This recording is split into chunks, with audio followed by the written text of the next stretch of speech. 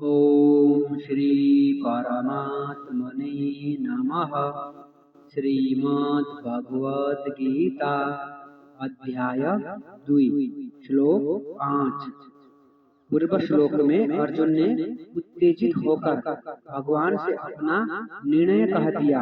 अब भगवत वाणी का असर होने पर अर्जुन अपने और भगवान के निर्णय का संतुलन करके कहते हैं, गुरुन् हत्वा हि महानुभावान् श्रेयो भोक्तुं वैच्यमपीह लोके हत्वार्थकामास्तु गुरुनिहैव भुञ्जीय भोगान् रुधिरप्रदिग्धान्। महानुभाव, गुरुजनों को न मारकर इस श्लोक में मैं भिक्षा का अन्न खाना ही श्रेष्ठ समझता हूँ, क्योंकि गुरुजनों को मारकर यहाँ रक्त से सने हुए तथा धन की कामना की मुख्यता वाले भोगों को ही तो भोगूंगा। इस श्लोक से ऐसा प्रतीत होता है कि दूसरे तीसरे श्लोकों में भगवान के कहे हुए वचन अब अर्जुन के भीतर असर कर रहे हैं। इससे अर्जुन के मन में यह विचार आ रहा है कि भीष्म द्रोण आदि गुरुजनों को मारना धर्मयुक्त नहीं है। ऐसा जानते हुए भी भगवान मुझे बिना किसी संदेह के युद्ध के लिए आज्ञा दे रहे हैं, तो कहीं न कहीं मेरी समझ में ही गलती है। इसलिए अर्जुन अब पूर्व श्लोक की तरह उत्तेजित होकर नहीं बोलते, प्रत्युत कुछ ढिलाई से बोलते हैं।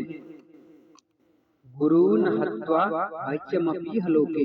अब अर्जुन पहले अपने पक्ष को सामने रखते हुए कहते हैं कि अगर मैं भीष्म द्रोण आदि पूज्य जनों के साथ युद्ध नहीं करूंगा तो दुर्योधन भी अकेला मेरे साथ युद्ध नहीं करेगा। इस तरह युद्ध न होने से मेरे को राज्य नहीं मिलेगा, जिससे मेरे को दुख पाना पड़ेगा। मेरा जीवन निर्वाह भी कठिनता से होगा। यहाँ तक कि क्षत्रिय के लिए निषिद्ध जो भिक्षावृत्ति है उसको भी जीवन निर्वाह के लिए ग्रहण करना पड़ सकता है। परंतु गुरुजनों को मारने की अपेक्षा मैं उस कष्टदायक भिक्षावृत्ति को भी ग्रहण करना श्रेष्ठ मानता हूँ। यह लोके कहने का तात्पर्य है कि यद्यपि भिक्षा मांगकर खाने से इस संसार में मेरा अपमान तिरस्कार होगा, लोग मेरी निंदा करेंगे, तथापि गुरुजनों को मारने की अपेक्षा भिक्षा मांगना श्रेष्ठ है। अपि कहने का तात्पर्य है कि मेरे लिए गुरुजनों को मारना भी निषिद्ध है और भिक्षा मांगना भी निषिद्ध है, परंतु इन दोनों में भी गुरुजनों को मारना मुझे अधिक निषिद्ध दिखता है। हत्वार्थ कामास्तु रुधिरप्रदिग्धान्। अब अर्जुन भगवान के वचनों की तरफ दृष्टि करते हुए कहते हैं कि अगर मैं आपकी आज्ञा के अनुसार युद्ध करूं तो युद्ध में गुरुजनों की हत्या के परिणाम में उनके खून से सने हुए और जिनमें धन आदि की कामना ही मुख्य है, ऐसे भोगों को ही तो भोगूंगा। मेरे को भोग ही तो मिलेंगे, उन भोगों के मिलने से मुक्ति थोड़े ही होगी, शांति थोड़े ही मिलेगी।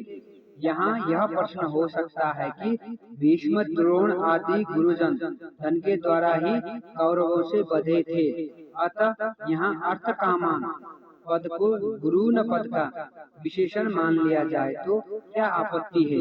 इसका उत्तर यह है कि अर्थ की कामना वाले गुरुजन ऐसा अर्थ करना उचित नहीं है, कारण कि पितामह भीष्म, आचार्य द्रोण आदि गुरुजन धन की कामना वाले नहीं थे।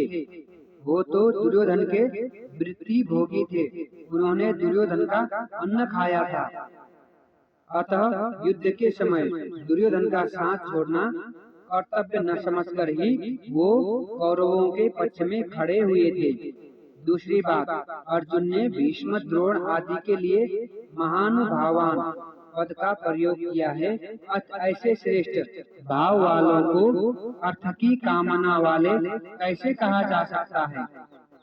तात्पर्य है कि जो महानुभाव हैं वो अर्थ की कामना वाले नहीं हो सकते, और जो अर्थ की कामना वाले हैं वो महानुभाव नहीं हो सकते। अतः यहाँ अर्थ कामान पद भोगान पद का ही विशेषण हो सकता है।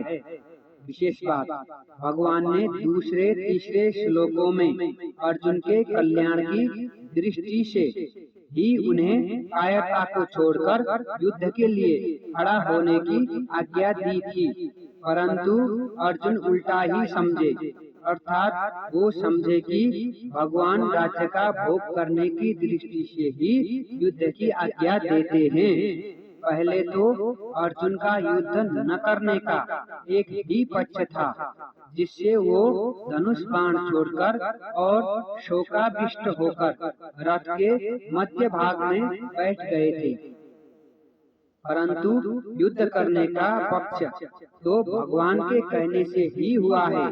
तात्पर्य है कि अर्जुन का भाव था कि हम लोग तो धर्म को जानते हैं, पर दुर्योधन आदि धर्म को नहीं जानते, इसलिए वो धन राज्य आदि के लोभ से युद्ध करने के लिए तैयार खड़े हैं। अब वही बात अर्जुन यहाँ अपने लिए कहते हैं कि अगर मैं भी आपकी आज्ञा के अनुसार युद्ध करूं, तो परिणाम में गुरुजनों के रक्त से सने हुए धन राज्य आदि को ही प्राप्त करूंगा। इस तरह अर्जुन को युद्ध करने में बुराई ही बुराई दिखाई दे रही है। जो बुराई बुराई के रूप में आती है उसको मिटाना बड़ा सुगम होता है, परंतु जो बुराई अच्छाई के रूप में आती है उसको मिटाना बड़ा कठिन होता है। जैसे सीता जी के सामने रावण और हनुमान जी के सामने कालनेमी राक्षस आए तो उनको सीता जी और हनुमान जी पहचान नहीं सके, क्योंकि उन दोनों का वेश साधुओं का था। अर्जुन की मान्यता में युद्ध रूप कर्तव्य कर्म करना बुराई है और युद्ध न करना भलाई है, अर्थात अर्जुन के मन में धर्म हिंसा त्याग रूप भलाई के वेश में कर्तव्य त्याग रूप बुराई आई है। उनको कर्तव्य त्याग रूप बुराई बुराई के रूप में नहीं दिख रहा है, क्योंकि उनके भीतर शरीर को लेकर मोह है। अतः इस बुराई को मिटाने में भगवान को भी बड़ा जोर पड़ रहा है और समय लग रहा है। आजकल समाज में एकता के बहाने वर्ण आश्रम की मर्यादा को मिटाने की कोशिश की जा रही है, तो यह बुराई एकता रूप अच्छाई के वेश में आने से बुराई रूप से नहीं दिख रही है। अतः वर्ण आश्रम की मर्यादा मिटाने से परिणाम में लोगों का कितना पतन होगा, लोगों में कितना अशुभ भाव आएगा, इस तरफ दृष्टि ही नहीं जाती। ऐसे ही धन के बहाने लोग झूठ कपट बेईमानी ठगी विश्वासघात आदि दोषों को भी दोष रूप से नहीं जानते। यहाँ अर्जुन में धर्म के रूप में बुराई आई है कि हम भीष्म द्रोण आदि महानुभावों को कैसे मार सकते हैं, क्योंकि हम धर्म को जानने वाले हैं। तात्पर्य है कि अर्जुन ने जिसको अच्छाई माना है वह वास्तव में बुराई ही है, परंतु उसमें मान्यता अच्छाई की होने से वह बुराई रूप से नहीं दिख रही है। महानुभावान भीष्म द्रोण आदि गुरुजनों का अनुभाव भीतर का भाव श्रेष्ठ है, शुद्ध है, क्योंकि युद्ध करते हुए भी उनमें पक्षपात नहीं है। ओम कृष्णार्पणमस्तु। हरि ओम तत्सत्।